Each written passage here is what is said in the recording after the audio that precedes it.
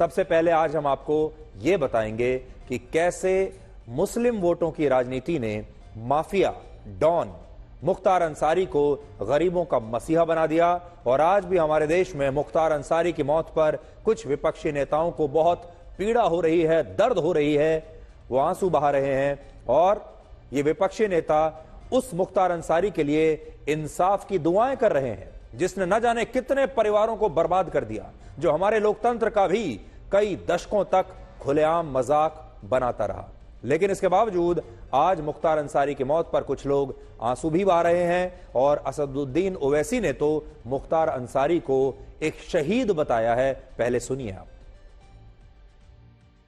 अल्लाह जो मुख्तार अंसारी साहब जिनका इंतकाल हुआ, अल्लाह इनकी मग़फ़िरत फरमा दे, अल्लाह इनकी मग़फ़िरत फरमा दे। जेल में जहर इनको दे दिया गया, इनके खानदान वाले कहते हैं अल्लाह इनके दर्जात को बुलंद फरमा। अल्लाह जिनको जुल्म के जरिए मारा जा रहा है, परवरदिगार इनकी शहादत को कबूल फरमा। अल्लाह इनकी खबरों को नूर से भर दे, परवरदिगार इनकी खबरों को नूर से भर दे।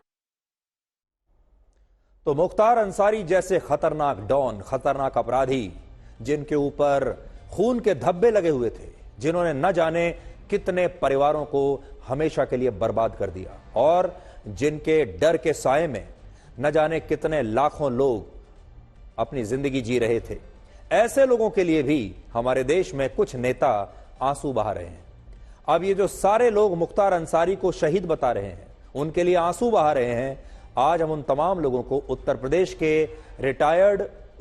पुलिस के रिटायर्ड डीएसपी शैलेंद्र सिंह का 3 साल पुराना बयान सुनाना चाहते हैं। शैलेंद्र सिंह, जिन्होंने मुख्तार अंसारी के दबाव में मुलायम सिंह यादव की सरकार से उन्हें इस्तीफा देना पड़ा था।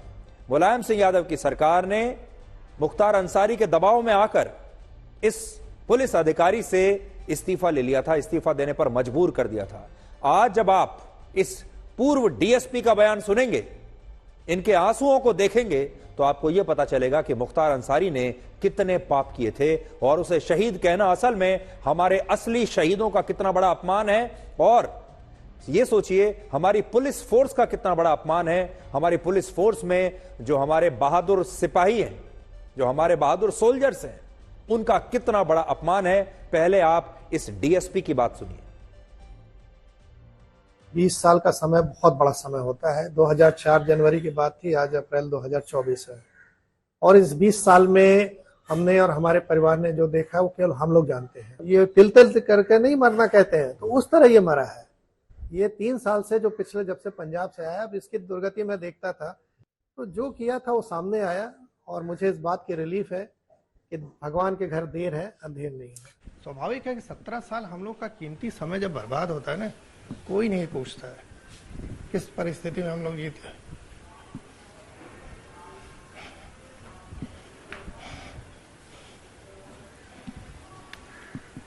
नौकरी छोड़ने का दर्द? नौकरी छोड़ने का नहीं दर्द, लेकिन कैसी परिस्थिति हम लोग जीते हैं, परिवार हम लोग जानते हैं, किस तरह से जान बची हम लोग की।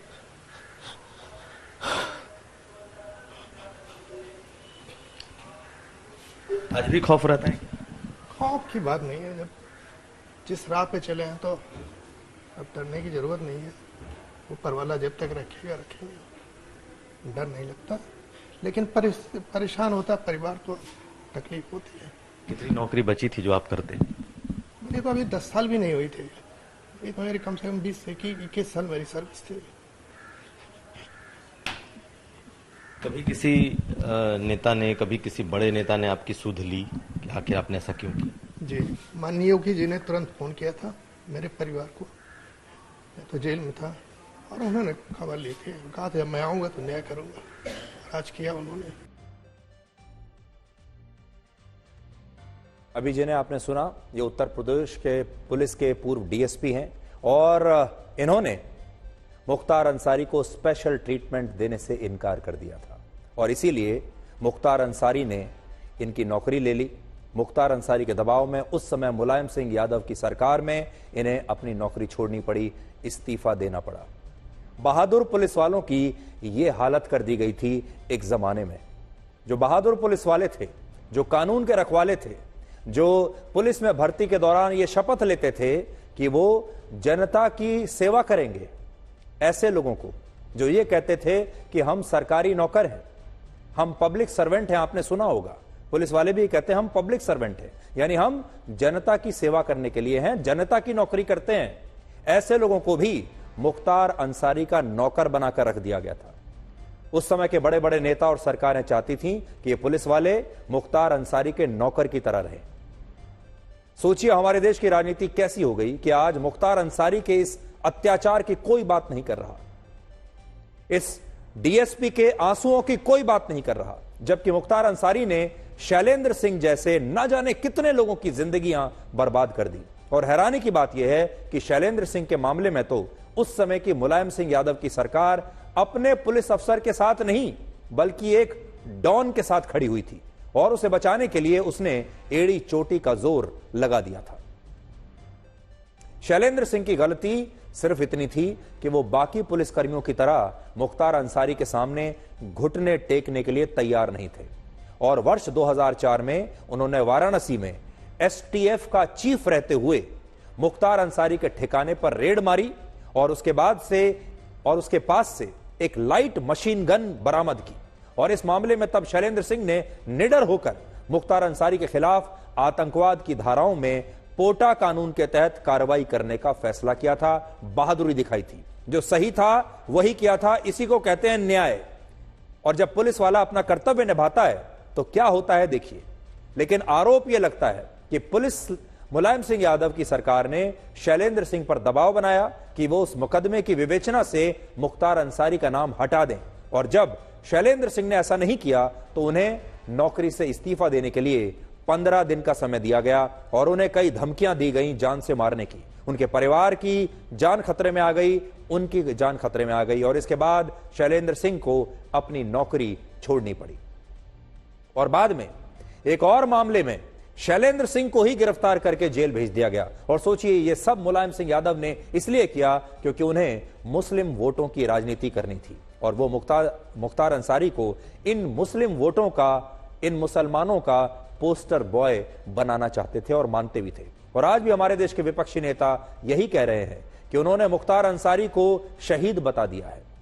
लेकिन मुख्तार अंसारी की मौत पर इस पूर्व डीएसपी ने कहा है कि भगवान के घर देर है लेकिन अंधेर नहीं, और उन्हें अब जाकर इंसाफ मिला है। अब आप इसी पुलिस अधिकारी का बयान सुनिए जिसकी तस्वीर आप अभी देख रहे हैं। 20 साल का समय बहुत बड़ा समय होता है। 2004 जनवरी की बात थी, आज अप्रैल 2024 है। और इस 20 साल में हमने और हमारे परिवार ने जो देखा वो केवल हम लोग जानते हैं। ये तिल तिल करके नहीं मरना कहते हैं, तो उस तरह ये मरा है। ये 3 साल से जो पिछले जब से पंजाब से आया, अब इसकी दुर्गति में देखता था तो जो किया था वो सामने आया और मुझे इस बात की रिलीफ है कि भगवान के घर देर है, अंधेर नहीं है।